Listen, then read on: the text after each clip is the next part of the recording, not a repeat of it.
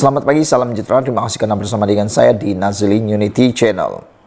Cubaan Muhyiddin tentukan calon Perdana Menteri, undang rasa tidak senang di kalangan pemimpin PAS.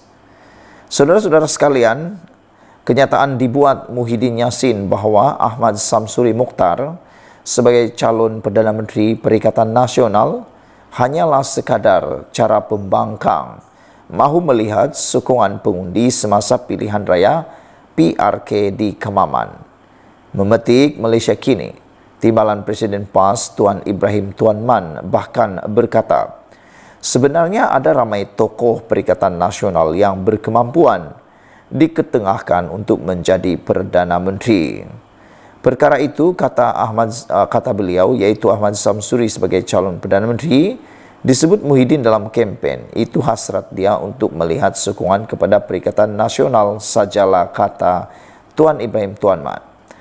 Dalam komen di Malaysia Kini baru-baru ini yang kita telah bacakan, ada netizen mengatakan bahawa Tuan Ibrahim Tuan Man mungkin berkata sedemikian tentang perkara ini, iaitu beliau kata ada lagi ramai yang berpotensi menjadi Perdana Menteri. Netizen melihat itu sebagai satu perkara yang logik, kerana Tuan Ibrahim Tuan Man ialah timbalan Presiden PAS, manakala Ahmad Samsuri bukanlah timbalan. Jadi kalau ikut hierarki, yang sepatutnya menjadi Perdana Menteri bukanlah Ahmad Samsuri, tetapi Tuan Ibrahim Tuan Man. Jadi netizen kata, oh mungkin Tuan Ibrahim Tuan Man mengatakan perkara ini, iaitu ada lagi lain yang boleh menjadi Perdana Menteri, mungkin merujuk kepada dirinya, kata mereka.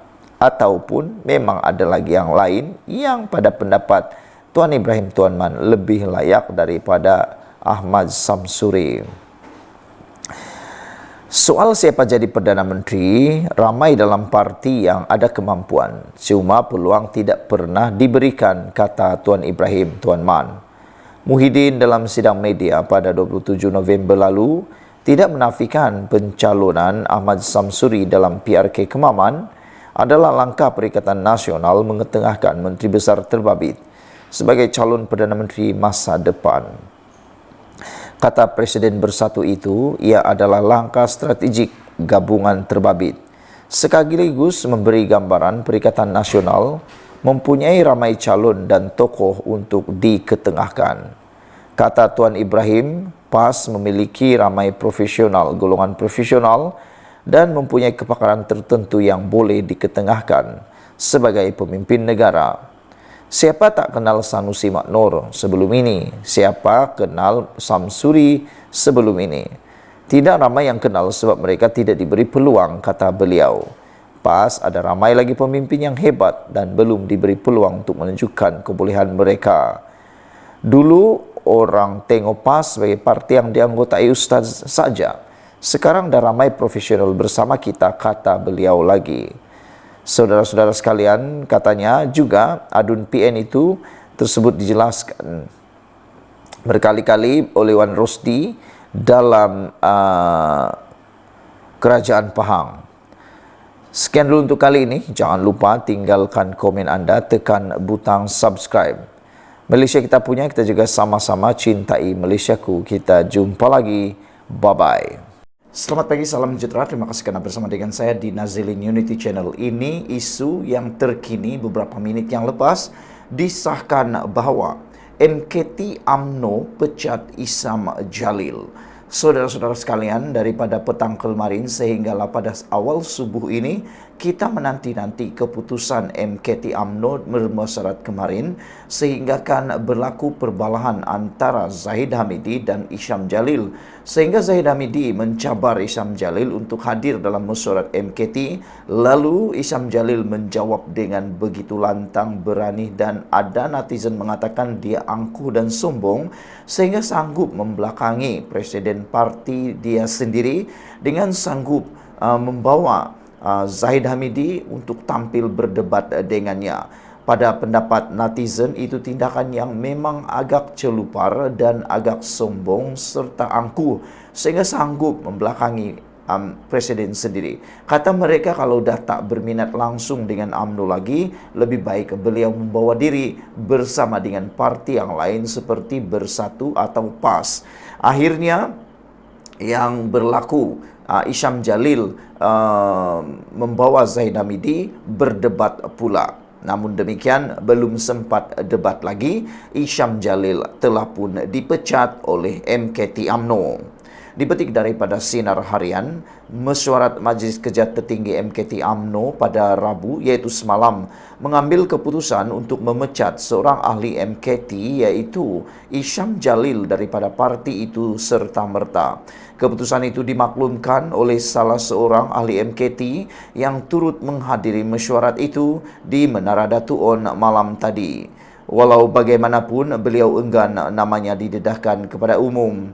Ya, dia iaitu Isyam dipecat, katanya ringkas kepada pemberita selepas mesyuarat Majlis Kerja Tertinggi MKT UMNO di Menara Datu On, Pusat Dagangan Dunia berakhir pada jam 10 malam tadi. Bagaimanapun tidak dapat disahkan sama ada Isyam dipecat daripada UMNO atau ahli MKT. Usaha Sinar Harian untuk mendapatkan pengesahan Isyam juga gagal apabila panggilan telefon tidak dibalas.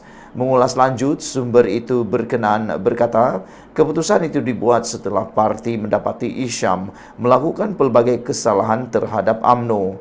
Kesalahan dia banyak, dia suruh Presiden dipecat dan letakkan jawatan. Dia kata UMNO, dia tak ikut keputusan parti. Dia ajak Presiden berdebat secara terbuka. Dan ini saya rasa mesyuarat yang keempat, dia tidak hadirkan diri, katanya. Sementara itu, Setiausaha Agung UMNO Datuk Dr. Ashraf Wajdi Dusuki berkata, tradisi dan peraturan parti yang diamalkan sejak 1946 adalah meletakkan kedudukan parti lebih tinggi daripada individu. Semua keputusan dasar parti ditentukan secara syura dan kolektif, bukan individu. Dasar dan hala tuju parti hanya boleh diputuskan oleh Majlis Kerja Tertinggi dan Perhimpunan Agung UMNO, bukan individu atau mana-mana kepimpinan tertinggi termasuk Presiden. Pandangan peribadi diraih dalam mesyuarat, namun mesti menjunjung tinggi prinsip dekorum, adab bersetuju untuk tidak bersetuju. Memelihara sumpah atas nama Allah, menyimpan kerahasiaan mesyuarat, katanya di Facebook malam tadi. Sinar Harian melaporkan Isyam mengesahkan beliau kekal dengan pendiriannya untuk memprotes dan tidak menghadiri mesyuarat parti itu, termasuk yang diadakan pada malam Rabu, walaupun dicabar Presidennya Datuk Seri Zahid Hamidi. Isyam menegaskan beliau akan terus melakukan protes itu selagi Ahmad Zahid meneruskan kerjasama dengan DAP. Ahmad Zahid sebelum itu mencabar Isyam untuk menyuarakan bantahannya terhadap kerjasama dengan DAP pada mesyuarat MKT UMNO malam tadi. Sekian dulu untuk kali ini. Jangan lupa tinggalkan komen anda, tekan butang subscribe. Kita jumpa lagi. Bye-bye. Selamat pagi, salam sejahtera. Terima kasih kerana bersama dengan saya di Nazilin Unity Channel. Akhirnya tak tahan lagi dengan dakwaan kononnya kerajaan Madani, perpaduan ini ditolak oleh orang Melayu. Akhirnya Anwar Ibrahim dedah. Punca sebenar orang Melayu tidak sokong kerajaan. Ini sebabnya. Anwar Ibrahim kata, yang menyebabkan orang Melayu tidak sokong kerajaan ialah kerana politik jijik musuh. Apa maksud Anwar Ibrahim tentang politik jijik musuh ini? Ikuti terus ulasan kali ini. Dipetik dari FMT, Anwar kata, politik jijik musuh punca Melayu tak sokong kerajaan. Anwar Ibrahim mengakui naratif negatif terhadap kerajaan perpaduan oleh masyarakat Melayu begitu tebal dan sukar dikikis. Perdana Menteri Anwar Ibrahim mengakui kerajaan perpaduan pimpinannya tidak menikmati sokongan orang Melayu. Berikutan diasak tuduhan kononnya pentadbirannya tidak cukup Melayu dan Islam. Tegas Anwar Ibrahim, keadaan itu disebabkan kesan politik jijik yang dimainkan pihak lawan seolah-olah kerajaan tidak menitik beratkan soal Melayu dan Islam. Ada kebenarannya, kata Anwar Ibrahim. Kenyataan Melayu tidak sokong kerajaan kerana diasak dengan pandangan kerajaan hari ini seolah-olah tak Melayu dan menentang Islam. Ini seakan politik yang merupakan suatu fitnah yang menjijikkan, kata Anwar. Politik ini harus bahas berdasarkan fakta dan angka, katanya dalam wawancara sempena setahun pentadbirannya bersama TV3 sebentar tadi. Anwar yang juga Menteri Keuangan mengakui naratif negatif terhadap kerajaan perpaduan oleh masyarakat Melayu juga begitu tebal dan sukar dikikis. Sedangkan fahaman seperti itu, katanya, berupaya memecah belahkan negara. Naratif terlalu kuat dan tebal dengan kebencian keterlaluan, dengan akhlak begitu rupa. Nak tegur, sapa senyum tak boleh. Ini kaedah mana kita dapat, kata Anwar Ibrahim. Anwar juga yakin kerajaan pimpinannya tidak goyah di sebalik kemenangan Perikatan Nasional PN pada PRK Kemaman dan kabar angin mendakwa pentadbirannya tumbang susulan peralihan sokongan ahli parlimen. Kekuatan kita dalam parlimen itu jelas tidak boleh digugat. Ya, ada yang kata akan menyeberang. Kalau betul ada 50 hingga 60 orang, silakan. Saya tidak mampu menghalang, kata Anwar Ibrahim. Tetapi dalam hukum adat, hukum politik sekarang itu igawan. Sekarang saya tidak pedulikan itu. Saya tahu kekuatan politik yang ada. Dan insya Allah dengan kekuatan itu, kita tumpu pembangunan negara, katanya. Berhubung rombokan kabinet, Anwar menjelaskan walaupun mengakui ada keperluan melaksanakannya, namun pada masa sama beliau berpendapat menteri sedia ada juga harus diberi peluang memperbaiki prestasi mereka. Rombakan itu perlu sekiranya prestasi menteri meleset atau keadaan menentu. Umpamanya kita terbentuk parti dengan gabungan, rundingan harus diadakan, penyertaan harus setimpal kekuatan parti. Setelah setahun buat penilaian adil, menteri harus diberi peluang untuk memperbaiki prestasi. Kemudian kalau ada penyesuaian berdasarkan pengalaman setahun itu, akan dilakukan menambah jika perlu, katanya. Rombakan jemaah menteri antara lain perlu dibuat untuk mengisi kekosongan jawatan Menteri Perdagangan Dalam Negeri dan Kos Sara Hidup yang ditinggalkan oleh Salahuddin Ayub yang meninggal dunia pada Julai yang lalu. Saudara-saudara sekalian, itulah dia pendedahan daripada Anwar Ibrahim. Mengapa orang Melayu tak sokong kerajaan? Puncanya, kata Anwar Ibrahim, satu saja, yaitu politik jijik musuh yang Anwar Ibrahim juga ibaratkan sebagai satu fitnah yang menjijikkan. Sekian dulu untuk kali ini. Jangan lupa tinggalkan komen Anda, tekan butang subscribe. Kita jumpa lagi. Bye-bye. Selamat pagi, salam sejahtera. Terima kasih karena bersama dengan saya di Nazilin Unity Channel.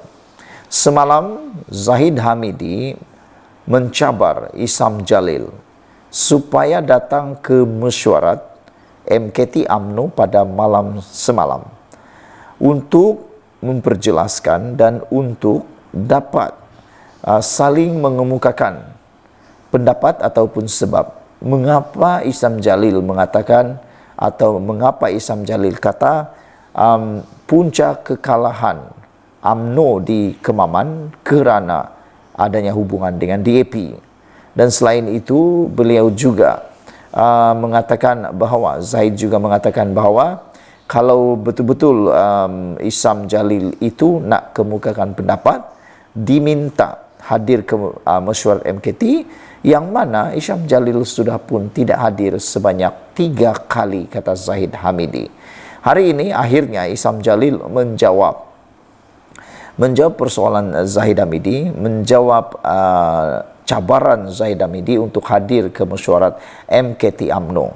Tapi lain pula jawapan Isam Jalil ini. Isam Jalil jawab Zahid, mari berdebat kalau berani. Wah, Pada pendapat saya, kalau berdebat, memang Isyam Jalil ada advantage-nya. Kerana kita tahu Isyam Jalil mempunyai kebolehan untuk berdebat berbanding dengan Zahid Hamidi. Namun demikian, pada pendapat saya, buat apa nak berdebat untuk satu parti yang sama? Lagi pula, mereka kedua-duanya ialah pemimpin UMNO. Takkanlah mereka nak berdebat memperlihatkan kepincangan UMNO itu sendiri.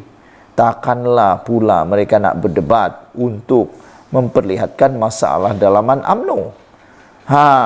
Jadi pada pendapat saya, tak perlulah Zahid Hamidi menyahut cabaran debat ini. Baru tadi Presiden UMNO arahkan saya untuk datang mesyuarat malam ini, kata Isyam Jalil. Dia buat kenyataan akhbar secara terbuka. Saya sudah kata sebelum ini, yang saya kekal dengan pendirian saya untuk protes, dan selagi dia membuat keputusan untuk pergi pilihan raya dengan DAP, saya akan protes dan tidak akan hadir mesyuarat yang dia pengerusikan dan dia veto keputusannya. Ini penggal kedua saya dalam majlis tertinggi. Saya sudah baca apa yang dia akan buat dalam mesyuarat. Buat apa saya ikut kemahuan dia dan datang tadah muka di lubuknya, kata beliau. Kalau dia ikhlas, kata Isyam Jalil, mungkin Presiden boleh tunaikan cabarannya untuk berdebat dengan saya sebelum ini di gelanggang yang natural. Kalau dia berani, kata Isyam Jalil. Saya harap Datuk Seri Presiden sedar dan menerima hakikat dan tidak berada dalam sindrom penafian bahawa lebih ramai orang-orang Melayu kini menolak UMNO oleh kerana keputusan Presiden untuk pergi pilihan raya bersama DAP selepas PRU 15. Jika keadaan ini berterusan, UMNO akan hancur dalam beberapa tahun lagi. Oleh kerana keputusan ini, kata Isyam Jalil, UMNO ini adalah parti keramat yang memperjuangkan orang-orang Melayu di Malaysia selama ini. Usahlah kerana kepentingan diri seluruh parti hancur lebur dibuatnya. Jika Datuk Seri letak jawatan, saya pun akan letak jawatan, kata Isyam lagi. Kita sama-sama berkorban asalkan parti keramat ini dapat diselamatkan selagi ada masa. Ikhlas dari Isyam Jalil, 6 Disember 2023. Itu dia surat terbuka daripada Isyam Jalil dan kenyataan terbuka Isyam Jalil kepada Zahid Hamidi. Apa pendapat kamu semua? Patutkah debat ini diteruskan? Dan patutkah Zahid Hamidi letak jawatan sebagai Presiden UMNO seperti yang dinyatakan oleh Isyam Jalil, iaitu jika Datuk Seri letak jawatan, saya pun akan letak jawatan, kata Isyam Jalil. Sebenarnya ramai juga penalisis politik yang menyatakan bahawa kelangsungan UMNO adalah disebabkan oleh kekuatan Zahid Hamidi. Tanpa Zahid Hamidi, sebenarnya jangka hayat UMNO sudah lama berkubur, kata mereka. Apa pendapat kamu semua? Sila tinggalkan komen anda. Jangan lupa tekan butang subscribe untuk mendapatkan isu terkini dari channel ini. Kita jumpa lagi. Bye-bye.